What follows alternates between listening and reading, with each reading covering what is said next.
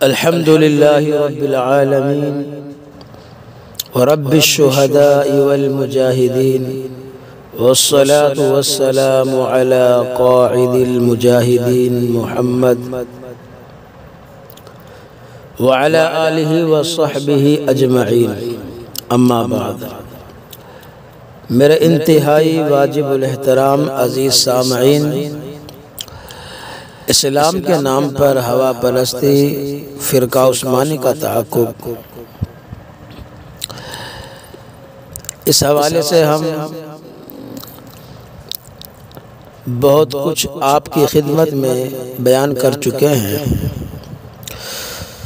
खुसूसन captain मसऊदुद्दीन उस्मानी के हवाले से कि इस शख्स ने कुरान मजीद की आयत का गलत मतलब बयान किया, उनमें तहरीफ़ात की, उसकी कुछ मिसालें आपके सामने बयान की गई थी।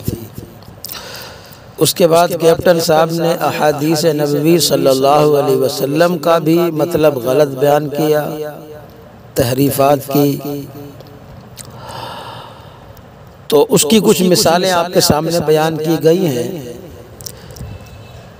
हदीस कलीब बदर वाली, जिस पर इससे पहले हम बहस कर चुके हैं कि कैप्टन साहब ने झूठ बोला।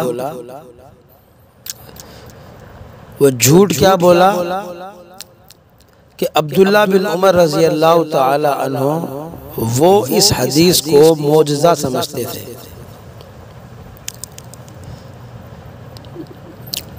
तो इस तरह उसने इस हदीस को बेवज़न बनाने की नापाक कोशिश की और सहाबी रसूल की तरफ झूठ की निस्बत कर दी। मेरे दोस्तों, मोजज़ा क्या है? कब्र की जिंदगी या उसका देखना?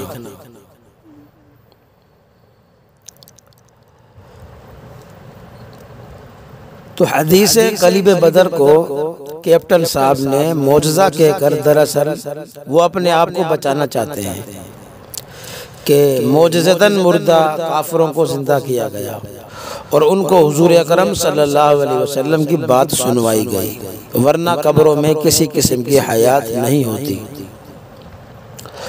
और मोजज़ात से इस्तिदलाल भी दुरुस्त नहीं है।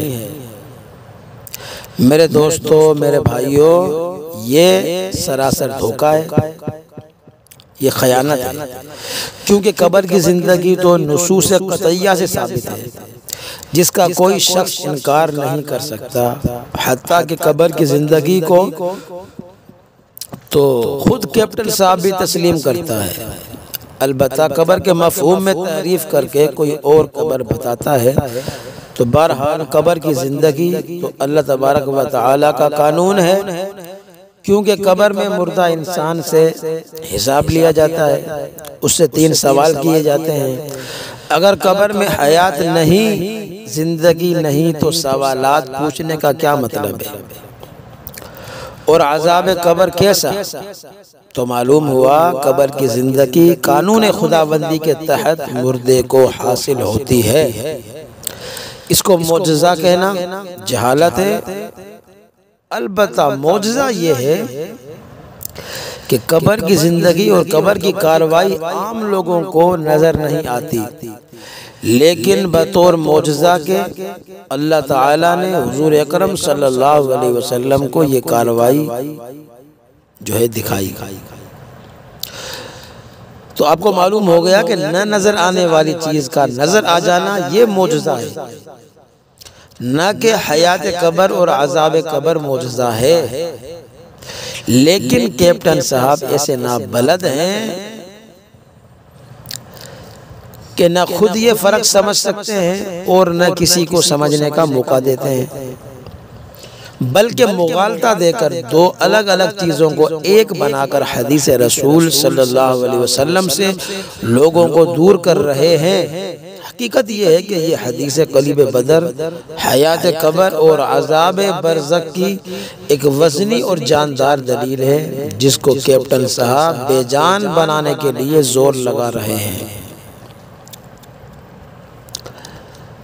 मेरे दोस्तों, हदीस रसूल सल्लल्लाहु अलैहि वसल्लम पर एक और हमला, कैप्टन साहब हुजूर अकरम सल्लल्लाहु अलैहि वसल्लम की सही और सच्ची हदीस कलीब बदर, जिससे हयात कब्र यानी अजाब साबित होता है, उस हदीस पर हमला करते हुए लिखता है कि अगर कलीब बदर के कुफ्फार जिंदा हो गए, सुनने लगे, तो फिर उनको मौत कब आएगी और क्या उनको 3 जिंदगियों और 3 मौतों से साबका पेश आएगा? तो मेरे दोस्तों, गुजारिश ये है जवाबन कि कैप्टन साहब उलमा इस्लाम को ताना दे रहे हैं कि अगर कलीब बदर के मुर्दा काफिरों को जिंदा समझा जाए तो उनकी 2 की बजाय 3 मौत और 3 जिंदगियों से साबका पेश आएगा। हालांकि ये नाबलद, कम अकल जिस चीज़ का दूसरों को इल्ज़ाम दे रहा है उसमें खुद मुब्तला हो चुका है, और ये शख्स खुद 3 जिंदगियों का और 3 मौतों का कायल हो चुका है। देखिए, एक दुनिया वाली जिंदगी, दूसरी बरज़ख वाली जिंदगी और तीसरी क़यामत वाली जिंदगी। इसी तरह 3 मौतों का कायल हो चुका है। एक हालत नुत्फ़े वाली मौत जिसको कुरान ने वकुंतुम अमवातन में बयान फरमाया है कि तुम मुर्दा थे, और दूसरी दुनिया वाली मौत, और तीसरी वो मौत जब बरज़खी जिस्म से रूह निकाल कर बरज़खी जिस्म से रूह निकालकर बरोज़े क़यामत दुनियावी जिस्म में रूह डाली जाएगी। तो जब बरज़खी जिस्म से रूह निकलेगी, यही उसकी मौत होगी। तो मालूम हुआ ये कैप्टन साहब 3 जिंदगियों और 3 मौतों का कायल हो चुका है, लेकिन इल्ज़ाम उलमा इस्लाम को देता है। उलमा इस्लाम तो फरमाते हैं कि कुल्लु नफ्सिन ज़ाइक़तुल मौत, के तहत हर इंसान ने मौत का मज़ा चखना है, और मौत वाक़ई होने के बाद आदमी का ज़माना तब्दील हो जाता है। बंदा आलम दुनिया से रुखसत होकर आलम बरज़ख व कब्र में मुंतकिल हो जाता है, और आलम कब्र और बरज़ख के हिसाब और कार्रवाई के लिए मुर्दा इंसान में एक किस्म की हयात रखी जाती है, जिसकी वजह से वो मुनकिर नकीर के सवालात को सुनता है, जवाब देता है और कब्र के दुख सुख को महसूस करता है। और कब्र की ये हयात, ये जिंदगी हमारे शऊर से बालातर है। अलबत्ता इस हयात की खबर अल्लाह और उसके रसूल सल्लल्लाहु अलैहि वसल्लम ने दी है, जिस पर हमारा ईमान बिल गैब है। नीज उलमा कराम, उलमा इस्लाम फरमाते हैं कब्र की ये जिंदगी चूंकि मुस्तकिल जिंदगी नहीं है बल्कि नौअ मिनल हयात है, इसीलिए इसको दुनिया की जिंदगी का ततिम्मा भी कहा जा सकता है और आखिरत की जिंदगी का मुकदमा भी कहा जा सकता है। लिहाजा उलमा इस्लाम पर 3 जिंदगियों वाला इल्ज़ाम लाजिम नहीं आता, लेकिन मेरे दोस्तों, कैप्टन साहब चूंकि 3 मुस्तकिल जिंदगियों के और 3 मुस्तकिल मौतों के कायल हो चुके हैं, लिहाजा ये इल्ज़ाम उन पर लागू होता है, लेकिन कसूरवार दूसरों को बनाता है।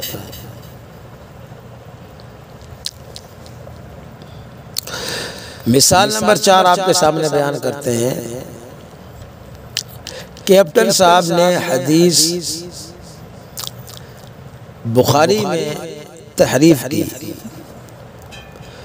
बुखारी शरीफ की हदीस में है कि जब आप सल्लल्लाहु अलैहि वसल्लम ने फरमाया कि जब लोग मुर्दा इंसान को कब्र में दफन करके वापस लौटते हैं, वापस होते हैं, तो मुर्दा उनके जूतों की चाप सुन रहा होता है। उसके पास हिसाब लेने वाले 2 फरिश्ते आ जाते हैं और इससे सवाल करते हैं, यानी मुर्दा से। अगर मुर्दा सही जवाब दे दे तो उसको जन्नत का ठिकाना दिखाया जाता है, और अगर सही जवाब न दे तो उसको सजा दी जाती है। चूंकि ये हदीस मेरे दोस्तों अज़ाब कब्र और हयात कब्र की वाज़ेह दलील है, और कैप्टन साहब के बनाए हुए अकीदे पर ज़रबकारी है। उस अकीदे को ये रद्द करती है। इसीलिए कैप्टन साहब ने इस हदीस से लोगों की तवज्जो हटाने के लिए इस हदीस की मुख्तलिफ तावीलें शुरू कर दी। लेकिन मेरे दोस्तों, मेरे सामईन, पहले आप हदीस सुनिए और फिर कैप्टन साहब की तहरीफ बयान करेंगे, फिर उस तहरीफ को हम रद्द करेंगे। हदीस का तर्जुमा आपके सामने पेश किया जाता है। ये बुखारी शरीफ की रिवायत है और मुस्लिम शरीफ की भी रिवायत है और निसाई शरीफ की भी, तीनों अहादीस की कुतुब हैं। हज़रत अनस रज़ी अल्लाह ताला अन्हु रिवायत करते हैं, हुज़ूर अकरम सल्लल्लाहु अलैहि वसल्लम ने इरशाद फरमाया कि जब बंदे को कब्र में रखा जाता है और उसके दफन करने वाले साथी वापस लौटते हैं, उसके रिश्तेदार अजीज़ व अकारिब उसको दफन करके जब वापस लौटते हैं तो आप सल्लल्लाहु अलैहि वसल्लम ने फरमाया यकीनन वो मुर्दा उनके जूतों की आहट सुन रहा होता है कि उसके पास दो फरिश्ते आ जाते हैं, उसको बिठाते हैं और कहते हैं कि तू हज़रत मोहम्मद सल्लल्लाहु अलैहि वसल्लम के बारे में क्या कहता है। तो मोमिन कहता है कि मैं गवाही देता हूँ कि वो अल्लाह के बंदे और उसके रसूल हैं। तो उसे कहा जाता है तू अपना आग का ठिकाना देख ले, तहकीक अल्लाह ताला ने तुझे उस आग के ठिकाने के बदले जन्नत का ठिकाना अता फरमाया है। आप सल्लल्लाहु अलैहि वसल्लम ने फरमाया बस वो दोनों मकामों को देखता है, लेकिन मुनाफिक और काफिर तो उसे कहा जाता है तू इस शख्स के बारे में क्या कहता है, यानी मोहम्मद सल्लल्लाहु अलैहि वसल्लम के बारे में। तो वो कहता है मैं नहीं जानता, जिस तरह लोग कहते थे मैं भी इसी तरह कहता था। तो उसे कहा जाता है तूने न जाना न तूने पढ़ा। और आप सल्लल्लाहु अलैहि वसल्लम ने फरमाया लोहे के हथौड़ों से ऐसा मारा जाता है कि वो चीखे मारता है और उसकी चीखों पुकार जिन और इंसान के अलावा इर्द गिर्द के जानवर भी सुनते हैं।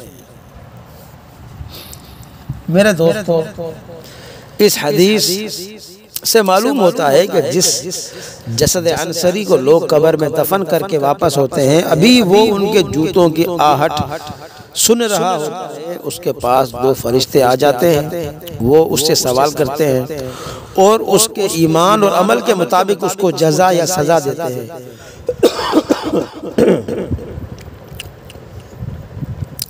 तो मालूम हुआ कि जसद अंसरी कब्र की जज़ा और सज़ा में शरीक होता है।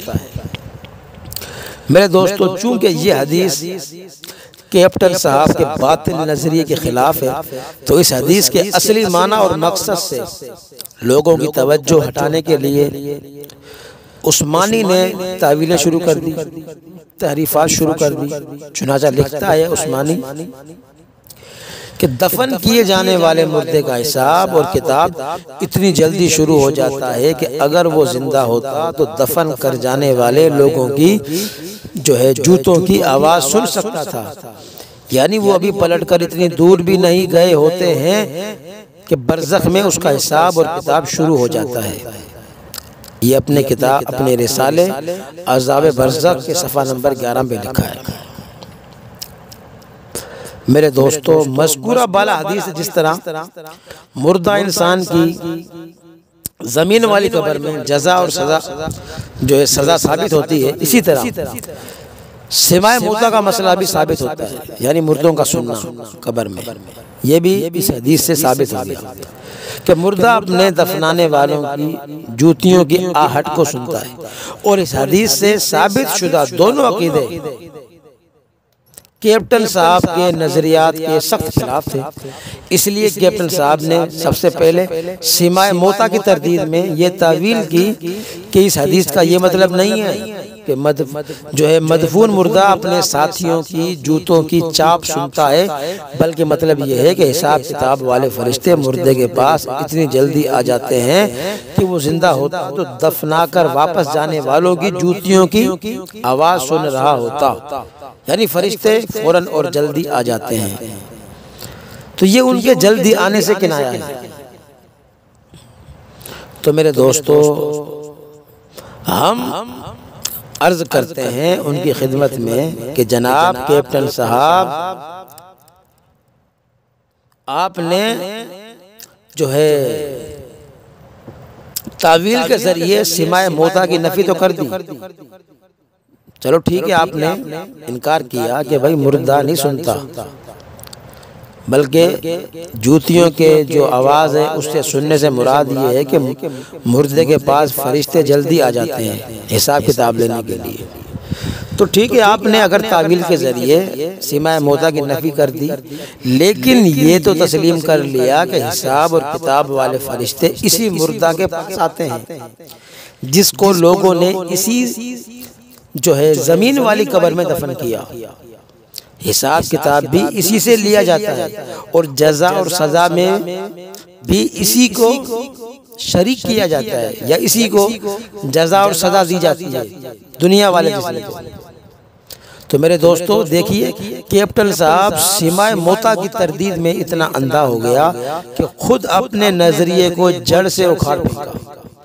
मुर्दा इंसान जो कब्र में दफन किया गया, ये कब्र उसके लिए बरज़ख है, इसी में फौरन हिसाब किताब वाले फरिश्ते आ जाते हैं, जिसका इनकार करते करते बिल आखिर खुद ही तस्लीम कर लिया। मेरे दोस्तों, अजाब कब्र मुर्दा को होता है या जिंदा को?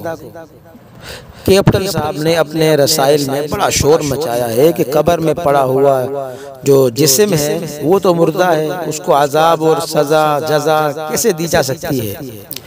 इसलिए कैप्टन साहब ने अपना किबला दुरुस्त करते हुए कहा कि अल्लाह ताला रूह को एक दूसरा बरज़खी जिस्म अता करता है जिससे आदमी बिल्कुल जिंदा हो जाता है, तब उसको अजाब और जज़ा और सज़ा जो है दी जाती है।